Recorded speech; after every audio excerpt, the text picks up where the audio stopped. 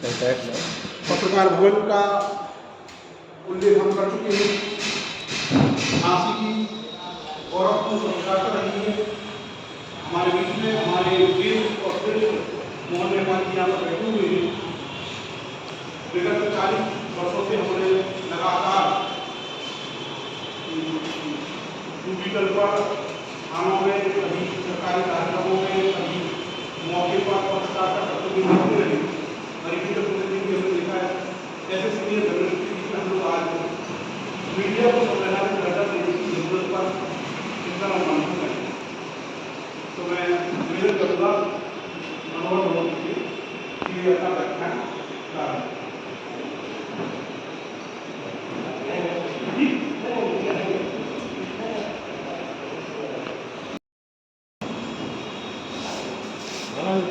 बहुत बहुत धन्यवाद अमीन जैन जी, जो झांसी प्रेस क्लब के अध्यक्ष हैं।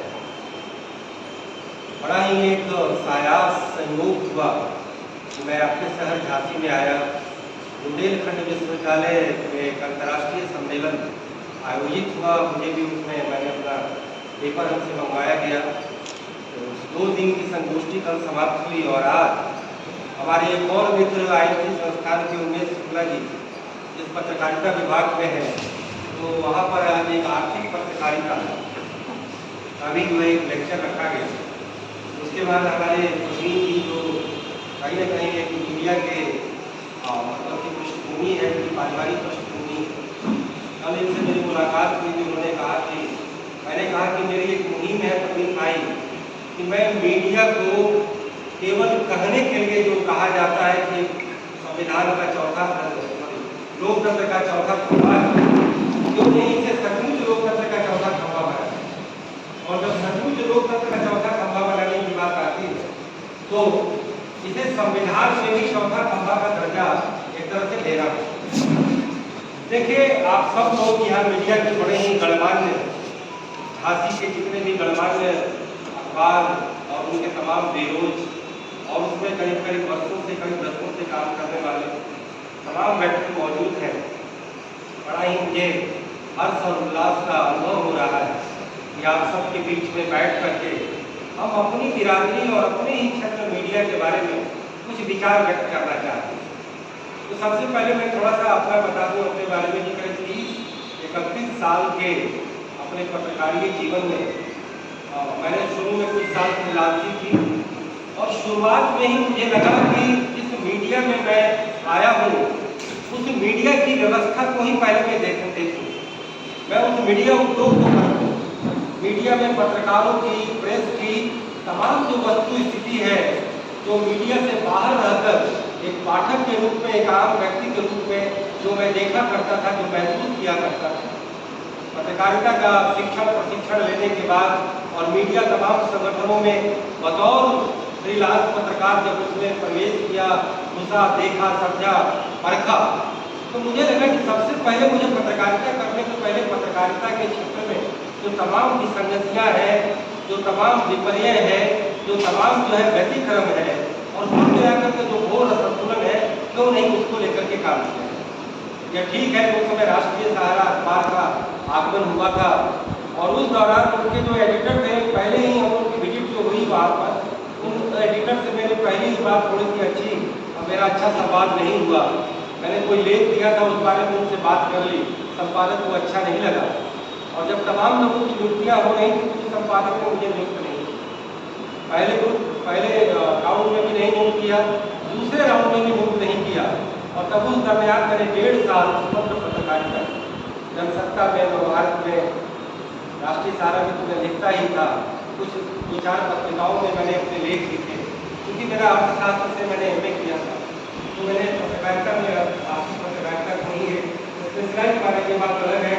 राजनीतिक पत्रकारिता में भी मेरी बिहार के होने के नाते दिलचस्पी कम नहीं।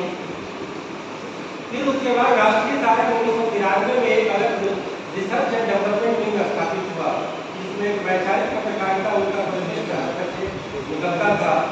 तो उसका रिसर्च एंड डेवलपमेंट विंग में कई सारे लोगों ने एग्जाम दिया, मैंने भी दिया। तो एग्जाम देने के बाद जब इंटरव्यू में फिर उसी संपादक से मेरा सामना हुआ तो एक और कहा कि वैचारिक संपादक थे हस्तक्षेप के बात को भेजा। उन्होंने कहा कि इस लड़के का 2 बार कोई इंटरव्यू में दिया नहीं गया। तो जीएम जब बैठे थे वहाँ पर उन्हें आश्चर्य लगा। तो उन्होंने उन संपादक से पूछ लिया कि क्यों नहीं हुआ, तो उनको जवाब नहीं दिया। तो अंत में मजबूरी को उनको मुझे निकाला। तो फिर रिसर्च डेवलपमेंट डायरेक्ट अखबार से तो नहीं जुड़ा था, लेकिन उसका टोटल आउटपुट हस्तक्षेप में छपा रहता था। तो इस तरीके से मेरा राष्ट्रीय सहारा में प्रवेश।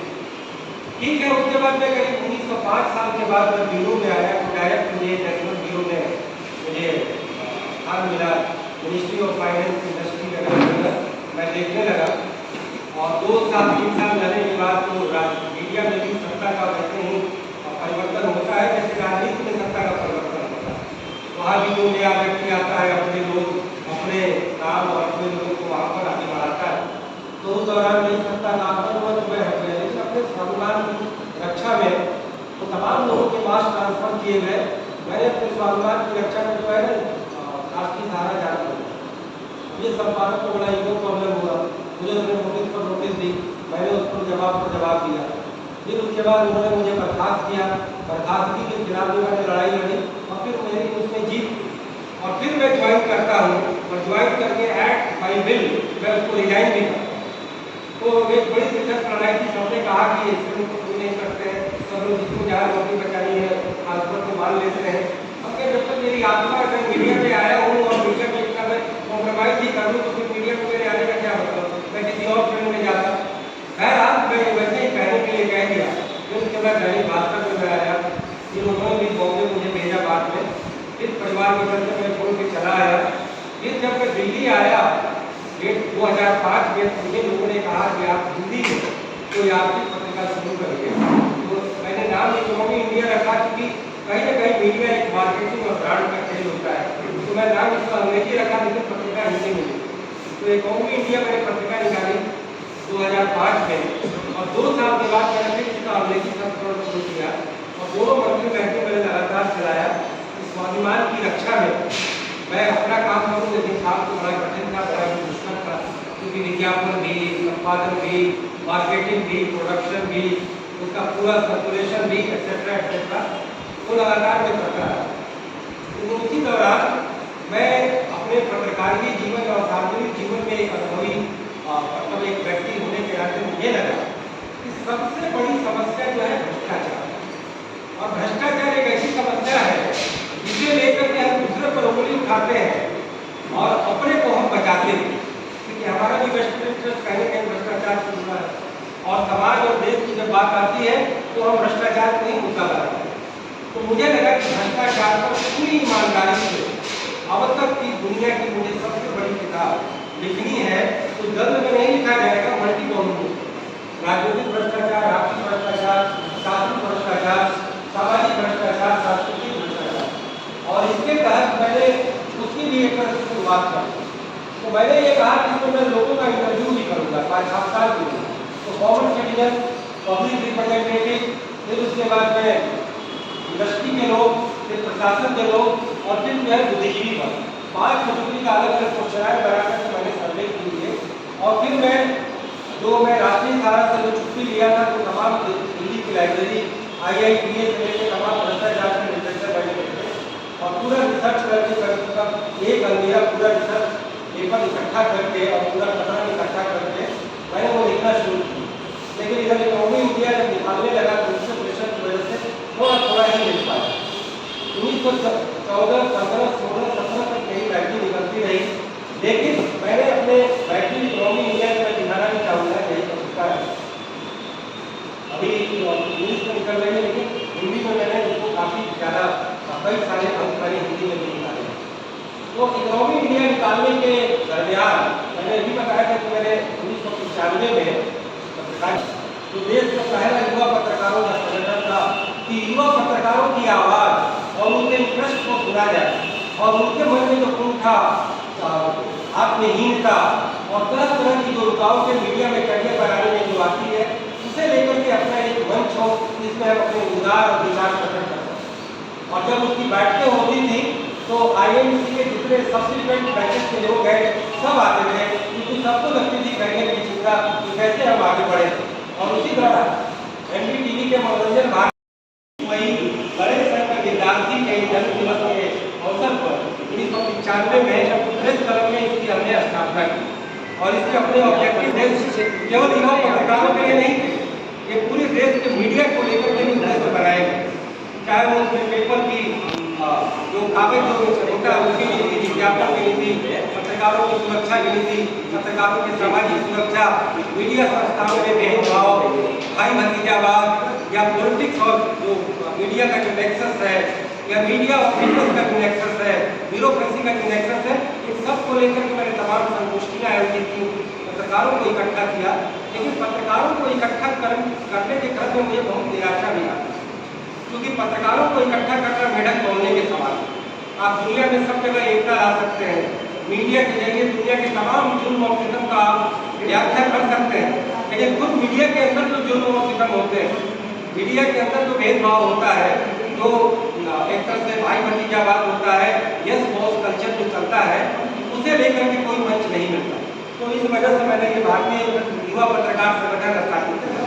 तो मैंने अपनी पत्रकारीय यात्रा और मीडिया संगठन की यात्रा और फिर किताब भ्रष्टाचार को लिखने की यात्रा का जो मैंने आपको ब्यौरा दिया, तो 2018 के बाद इकोनॉमी इंडिया चलाना बड़ा मुश्किल हो गया। ये जो पत्रिका है इसमें इसके आर्थिक रूप से, जबकि यह पत्रिका इंडियन इकोनॉमी की न्यूज एनालिसिस रिसर्च और इन्वेस्टिगेशन की एक कंप्लीट पत्रिका थी। सब कहते थे इतना बेहतरीन कंटेंट आज देश की किसी पत्रिका में नहीं मिलता, नाम इसका स्टैंडर्ड है। लेकिन दुर्भाग्य से या योग कहे कि व्यवस्था का तकाजा ऐसा था, यह पत्रिका आर्थिक दृष्टि से एक बड़ा ग्रुप नहीं बन पाया। अगर और कोई लोग खिलाड़ी लोग होते तो हजारों करोड़ के कारोबार में इस पत्रिका को ले जा सकते थे, लेकिन मुझे मालूम है कि मीडिया उद्योग के रूप में मीडिया की हालत बहुत अच्छी नहीं होती और तमाम तरीके की इसमें जो है रुकावटें और बाधाएं होती। फिर जब ये किताब रुक गया तो पूरे तौर पर पत्रिका रुक गई, तो मैंने किताब को पूरे तौर पर तवज्जो दी और 2015 से लेकर के 2019 तक दिन रात मैंने अपने किताब में समय लगाया और तब जाकर के किताब को भी मैंने व्यवहारिक रूप में स्थान दिया कि अब किताब मेरी 2 खंडों में निकलेगी, 5 खंडों में नहीं निकलेगी। तब ये किताब तैयार हुआ, एक crusade against corruption on the neutral path. On the neutral path में पहले ऊपर ले जाना चाहता था, एक क्रूसेड अगेंस्ट करप्शन नीचे, लेकिन पब्लिशर जो अटलांटिक पब्लिशर था उसने मना कर दिया, बोला कि ऐसे नहीं बनेगा आपका आइडिया। और ऑन द न्यूट्रल पाथ का मतलब ये है कि कोई इसमें पॉलिटिकल कॉम्पिटिशन ना हो, कहीं से पॉलिटिकल इसका एफिलिएशन ना हो, कि हमें करप्शन की पूरी तौर पर एक बिल्कुल एक थर्ड आई की तरह पूरा एक बिहोल्ड करना है और इसको पूरा एक अंजाम देना है। 2019 में एक किताब तैयार हुई 2 खंडों में, वॉल्यूम 1 और वॉल्यूम 2। और यह किताब भी मैं आपको बता दूं कि पब्लिशर भी 1.5 साल सब किताब तैयारी करने के बाद पीछे हट गया, डर गया, बोला कि करप्शन की किताब हम छापेंगे, मेरे यहाँ छापा पड़ेगा, तो दुनिया भर का नुक्ता चीनी निकाल करके किताब को रोक दी। हमने कहा कि भाई साहब आपने एग्रीमेंट किया हो और ये एग्रीमेंट लेके मैं लीगल सूट जा रहा हूँ। फिर बात चली, 1 महीने के बाद वो बुला के कहा कि नहीं, जो थोड़ी बहुत सब्सिडी राशि जो हम लेते हैं वो हम वापस करते हैं, आपको हम टोटल ये फ्री ऑफ कॉस्ट में ये किताब जो है पूरा हम इसका सेट करा करके आपको दे देते हैं और आपको जो इसका रॉयल्टी 10% जो मिलेगा, आप उससे ज़्यादा आपकी इकोनॉमी इंडिया पत्रिका है, मैंने देखा है ISBN में करवा देता हूँ और आप पत्रिका अपनी फीस निकालिए, 5 साल के बाद ही आपको हमसे हज़ारा मिलेगा। किताब के सारे मैंने इसमें पूरा तो मुझे प्रैक्टिकल रूप से लगा कि चलो ठीक ही कह रहा है। फिर मेरी और 2 किताब इस क्रूसेड अगेंस्ट करप्शन के बाद एक मेरी और किताब बनी थी, ए डायलॉग ऑन सिस्टम चेंज, जो मैंने कहा 6 खंडों में जो मैंने बांटा था किताब को, तो मैंने 2 किताब तैयार की, एक क्रूसेड अगेंस्ट करप्शन और न्यूट्रल पाथ और दूसरी किताब a dialogue on system change and initiative to make a new India, और उसकी हिंदी व्यवस्था परिवर्तन एक विमर्श एक पहल एक नए भारत के रचना, वो मैंने प्रभात को दिया था, प्रभात प्रकाशन दिल्ली का जाना हुआ प्रकाशन। तो उन्होंने मुझसे ये शर्त लगाई थी कि आपको मैं लेखकीय प्रति दे दूंगा, लेकिन आपको 75 किताब अपने मार्फत आपको निकालना है और उसको 25% केवल आपसे मूल्य की जो है आपसे मैं कीमत लूँगी। लेकिन वो 150 किताब की भी कीमत 25% के हिसाब से 1 लाख कुछ हो। तो मैंने कहा कि जब 2 किताब को अटलांटिक से मुझे मिल गया है तो ये 2 किताब भी नहीं ले लूँगा। मैंने उनको पूरा खर्च दे दिया 30,000 रुपये कि आपको टाइम सेटिंग और प्रिंटिंग, आजकल का प्रूफ एडिटिंग काफ़ी खर्चे आते हैं, काफ़ी मेहनत लगता है, 6 महीना लगता है कि किताब तैयार करने में। और 200 पेज की किताब थी, मैंने 30,000 को देखे उन दोनों किताबें के लिए। और ये 4 किताब 2019 में राज्यसभा के उप सभापति हरिवंश को उद्घाटन करने के बाद मैं भी मेरी रुचि पड़ी थी। मैं देश भर में हर विश्वविद्यालय, तमाम संस्थान को मैंने घूमा जब तक भी कोविड का खतरा नहीं आया। और उसके बाद में फिर कोविड के हटने के उपरांत मैं देश भर में घूम रहा हूँ। इसी कड़ी में मेरा यहाँ के आपके विश्वविद्यालय में आना हुआ है।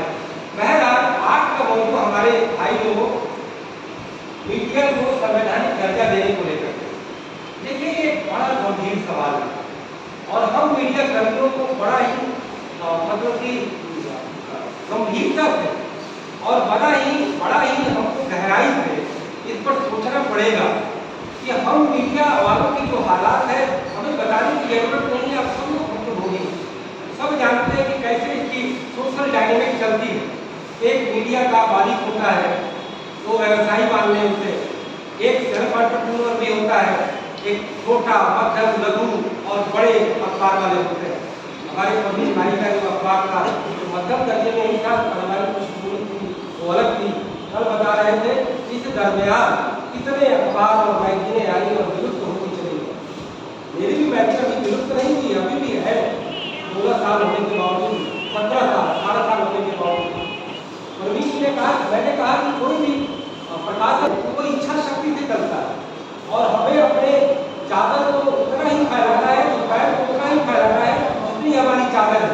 और उसी हिसाब से इंडिया भी चली और मुझे लगता है उसी हिसाब से दैनिक हिंदू परिवार प्रवीण जी का भी चल रहा है। मीडिया के अलग डायनेमिक्स है, मीडिया में विज्ञापन एक बहुत बड़ा एस्पेक्ट है, न्यूज बहुत बड़ा एस्पेक्ट है, सरकारें बहुत बड़ी एस्पेक्ट है, पॉलिटिकल पार्टी बहुत बड़ी एस्पेक्ट है। लेकिन आप मीडिया के कोई भी सवाल लेकर आइए, हम अपनी बड़े दुर्दशा की बात करें, कब हमें कोई फायर करता है और कब फायर कर देता है, कब जो है हमें डिमोट कर देता है, हमारा प्रमोशन नहीं होता, कब जो है हम अपने पत्रकर्म के अलावा नॉन पत्रकर्म में अखबारी संस्थानों को जोड़ा लगाए जाते हैं। हालांकि उनका भी अलग डायनेमिक है, क्योंकि मैं एक पत्रकार, एक संपादक और एक प्रकाशक और एक लेखक, चारों का मुझे अनुभव हो चुका है। तो मेरी जो भी विचार पुष्टि होगी थोड़ी संतुलित होगी, क्योंकि मैं हर का पक्ष समझता हूँ अच्छे तरीके से। तो ऐसा नहीं है कि प्रकाशक जो पत्रकार प्रकाशक को जो बोलते हैं, ठीक है, कई कई बड़े संस्थान में कुछ मार्जिन में उनको शेयर नहीं दिया जाता है, उनका शोषण होता है। लेकिन आप अगर विराट तरीके से पूरी मीडिया जगत का मुआयना करें, दीदार करें, तो आपको लगेगा कि आप किसी पर्टिकुलर अखबारी संस्थान के व्यक्ति नहीं है। आप पहले इस भारत में लोकतंत्र मूर्ति जो इस मंदिर में या संविधान मूर्ति संस्था में जो मीडिया का एक दायित्व जो है पारंपरिक रहा है, 1775 के बाद भारत में जो पुनर्जागरण आंदोलन हुआ, जो बंगाल जिसका सेंटर था, उसका एक कहीं न कहीं मीडिया जो है तमाम अखबार और पत्रिकाएं जो बंगाल गठन जो पहला 1781 में निकला, जिसके आप सबको जानते हैं, उसके बाद बंगाल में एक सीरीज ऑफ पब्लिकेशन आया और वो क्यों आया, क्योंकि वहाँ बौद्धिक जागरण का वो केंद्र था। तो मीडिया की बहुत बड़ी भूमिका थी। 1885 में जब अंग्रेजों ने ही एक फैक्ट्री बॉम्ब के रूप में कांग्रेस पार्टी की स्थापना की, तो कांग्रेस पार्टी कहीं न कहीं अंग्रेजों के द्वारा ही बनाया, अंग्रेजों के ही खिलाफ एक अभिव्यक्ति का राजनीतिक इच्छा अधिकार को जताने का एक मंच था और पहला अध्यक्ष थे वो यूथ अंग्रेजी। उसके बाद वो गैलेक्सी ऑफ लीडर आए हमारे आंदोलनकारी, तो अलग अलग समय में अलग अलग ऑब्जेक्टिव था। पहले स्वायत्तता की मांग हो रही थी, पावर शेयरिंग की मांग हो रही थी, फिर गांधी ने इसका एक मल्टी डायमेंशनल दिया आजादी के आंदोलन का, तो उसमें स्वाधीनता, स्वायत्तता, निर्भरता, सादगी, सच्चाई, सब तरीके का वो आंदोलन कर रहे थे। और फिर जो है देश की मुक्ति का आंदोलन लड़ा गया, जिससे वो देश का विभाजन भी उनको एक अलग से विडंबना आई। तो इसी दौरान अखबारों की भूमिका हुई। हम एक बड़ा ही मोनोपोलिस्टिक का बात करते हैं, आजादी के आंदोलन बड़ी भूमिका है। क्या करनी चाहिए, जैसे आजादी का आंदोलन सब लोग कर रहे थे, उसी के एक अंतर्गत हिस्से के रूप में मीडिया काम कर रहा था, पार्सल में काम कर रहा था, कोई सेपरेट नहीं कर रहा। गांधी, हमें इस बात को कहना होगा कि उस समय सब लोग आजादी के आंदोलनकारी चप्पल पहन के कुर्ते डाल करके, झंडे लेकर के आंदोलन किया करते थे। वैसे ही पत्रकार सकते हैं विद्यार्थी की वही हमारे प्रेरणा पुरुष है। लेकिन आज़ादी के बाद जब देश में संविधान बनता है, देश में लोकतंत्र का आगमन होता है, हम एक नेशन स्टेट की परिकल्पना करते हैं, लोकतंत्र के तमाम इंस्टीट्यूशन हमारे वैज्ञानिक प्राइम मिनिस्टर जवाहरलाल नेहरू स्थापित करते हैं, देश के विकास का एक नया विजन आता है, तो मीडिया क्योंकि कहीं ना कहीं एक टेक्नोलॉजी से रिलेटेड, जैसे कि छापा खाना आया, छापा खाने के बाद जो है सैटेलाइट से छापा खाना जुड़ा, छापा खाने के बाद फिर उसके बाद टेरेस्ट्रियल और दूरदर्शन आया, फिर उसके बाद में आकाशवाणी कुछ समय पहले ही आ चुका था, फिर उसके बाद में आपका सैटेलाइट के जरिए जो है टेलीविजन के वो आ गए, फिर उसके बाद में जो है साइबर मीडिया, फिर उसके बाद में